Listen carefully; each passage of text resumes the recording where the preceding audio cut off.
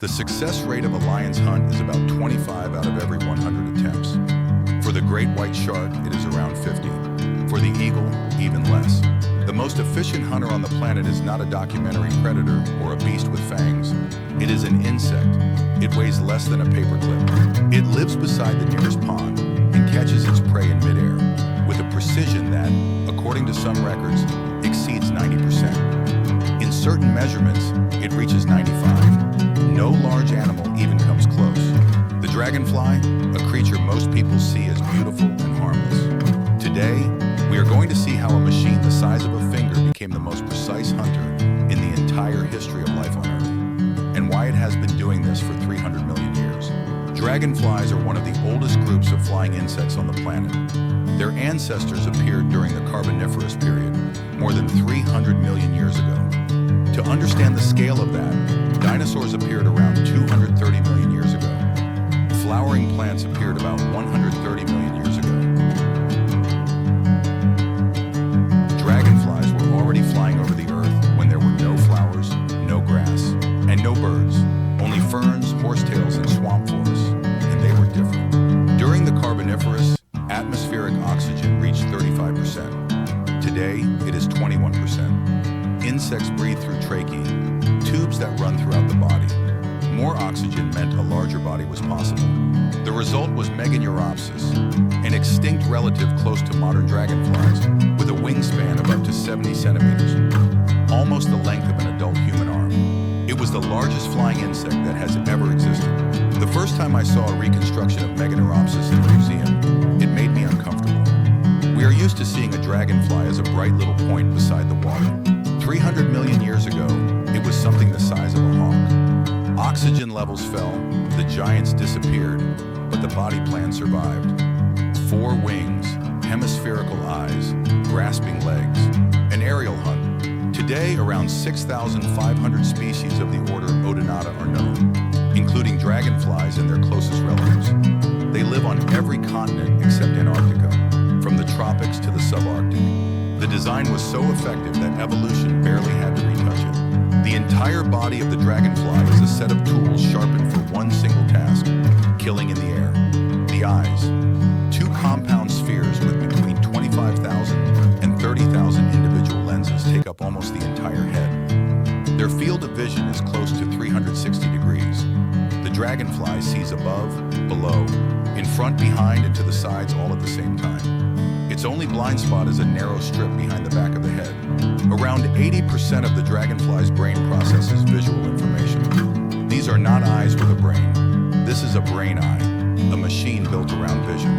The wings, 4 of them, and each one works independently from the others. In most flying insects, the wings are coupled and beat together. In the dragonfly, each wing has its own muscle group. That allows it to fly forward, backward, sideways, stop in midair, and turn 180 degrees almost instantly. Some studies have recorded speeds of more than 50 kilometers per hour. The legs, all 6 of them are angled forward, forming a kind of trap. The dragonfly does not walk on the ground. Its legs are not made for walking. They are made for catching. When it attacks, the legs close around the prey in fractions of a second, a geometry that leaves almost no chance of escape. And this is where the strangest part begins. The dragonfly does not chase its prey, it intercepts it. Most predators chase. The lion runs toward the zebra. The hawk drops onto the pigeon. Pursuit. You see where the prey is, and you go there. The dragonfly does something different. It calculates where the prey is going to be a fraction of a second later, and it flies to that point. Not where the mosquito is, but where it is about to be. Researchers filmed the hunt with high-speed cameras and discovered that the dragonfly keeps the image of its prey fixed on one point of its retina. As long as the prey stays on that point, the dragonfly is on an interception course. The principle is called constant bearing. It is the same one used by missile guidance systems. An insect with a brain weighing only a few milligrams uses the same navigation logic as a self-guided missile. And there is more. The dragonfly attacks from below and from behind. It corrects its trajectory so that, from the prey's perspective, it appears to be a motionless point. This is called motion camouflage. The mosquito does not see something approaching because the prey not understand what is happening until those legs close around it. When I read about constant bearing, I had to read it again. That principle took us decades to formalize in mathematics. The dragonfly performs it with neurons that could fit on the tip of a pin. Before becoming an aerial hunter, the dragonfly lives another life, underwater. And that life is, in some ways, even more unsettling. The dragonfly lays its eggs in the water or on plants beside it. From those eggs emerge the nymphs, called naiads. The naiad does not look like the adult dragonfly. It is a flattened, dark creature, covered in sediment, crawling along the bottom or hiding among algae. And it is one of the main predators in small bodies of fresh water. It has a weapon that is unique among insects.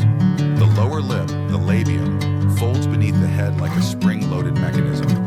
When prey passes close by, a mosquito larva, a tadpole, a small fish, the labium shoots forward in milliseconds and grabs it with hooks at the end. The speed is so great that the prey has no time to react.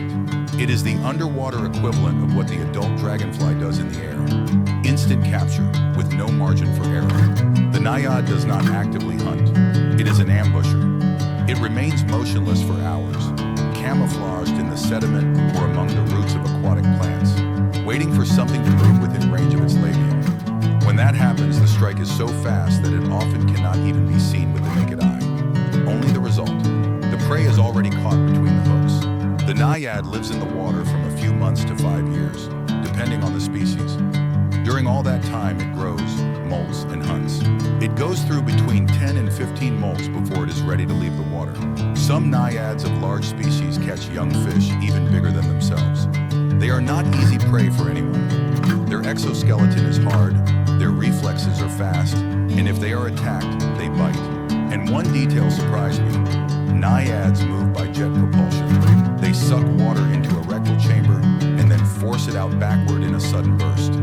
The impulse launches them forward. A jet engine inside an insect larva. The same principle as a squid, but in fresh water, inside a body only 2 centimeters long. Then comes the moment the naiad has lived for, after months or years underwater. It leaves the water and climbs onto a stem or a stone beside the shore, at night or at dawn, when there are fewer predators.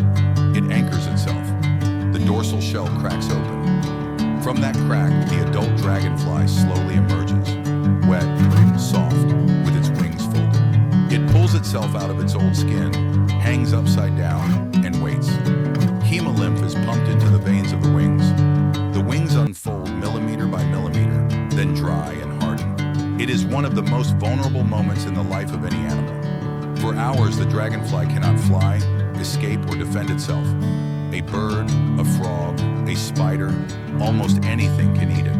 A huge number of dragonflies die exactly here, on the threshold between water and air. The ones that survive spread their wings and rise. Within a few days, their bodies will fully harden, and the former underwater creature will have become an aerial predator with a precision above 90%. What makes the dragonfly special is not only that it flies well, it is how it flies. Each wing has a network of veins and microcorrugations that control airflow with a precision that aerodynamic engineers are still trying to understand. On the leading edge of each wing, there is a thickened section called the pterostigma. It is not accidental. The pterostigma stabilizes the wing at high speeds, suppressing vibrations that could destabilize flight. It is a passive anti-vibration system built into an insect wing. In addition, the dragonfly can beat its front and rear wings at different frequencies, and even in opposite directions. The front wing creates the airflow. The rear wing takes advantage of it. When it needs maximum speed, it synchronizes them. When it needs to maneuver in a tight space, it decouples them. It is like having 2 pairs of engines that can work together or separately, depending on the situation. Engineers who design microdrones have been studying this structure for decades. The company Festo built the Bionic Opter, a drone with 4 independent wings and 13 degrees of freedom that reproduces the flight of the dragonfly. It can stop in midair, fly in any direction, and rotate on its own axis. 300 million years of evolution, and we are only just beginning to copy what it solved long ago. And there is one more fact. Dragonflies spend very little energy while gliding. The lift-to-drag ratio of their wings is so favorable that that they can cover enormous distances by alternating between flapping and gliding. It is not just fast flight, it is efficient flight. And that is exactly why some dragonflies do something that sounds impossible for an insect. The globe skimmer, Pantala flabescens, is a small dragonfly with a wingspan of about 8 centimeters. And it performs one of the longest migrations known among insects, possibly the longest over a full cycle. The route from India across the Indian Ocean to East Africa and back. The distance per cycle is estimated at between 14,000 and 18,000 kilometers. One generation does not complete the whole journey. It is a multi-generational migration. The dragonflies fly, reproduce along the way, and die. Their descendants continue the route, taking advantage of monsoon winds and probably orienting themselves through the polarization of sunlight. Scientists confirmed the route by analyzing hydrogen isotopes in the wings of dragonflies captured in the Maldives. The isotopic composition showed that those dragonflies had not been born on the islands. They had come from the continent. An insect weighing only a few hundred milligrams crosses an ocean. Not one individual, but entire generations following a route encoded in a nervous system the size of a pinhead. When I first read this, it took me a while to accept that they were talking about a dragonfly and not a bird. The dragonfly is more connected to human beings than it may seem. Let's start with mosquitoes. An adult dragonfly can eat hundreds of mosquitoes and flies in a single day. Naiads prey on the larvae of those same mosquitoes in the water. Dragonflies are one of the most effective natural controllers of biting insect populations. In tropical regions where malaria and dengue are serious problems, dragonflies are part of that natural balance. When wetlands are destroyed for urban development or agriculture, dragonflies lose their breeding habitat. Their population falls and the mosquito population rises. It is a chain that is rarely mentioned, but one that epidemiologists know well. Many dragonfly species are sensitive to water pollution, which means the composition of their larval populations in a body of water helps ecologists evaluate the health of the ecosystem. If a pond has a diverse community of dragonfly naiads, the water quality is reasonably good. If that community disappears, something is wrong. It is a living indicator, faster and cheaper than many chemical analyses. In culture, the dragonfly holds a strange and singular place. In Japan, it was a symbol of courage and military victory.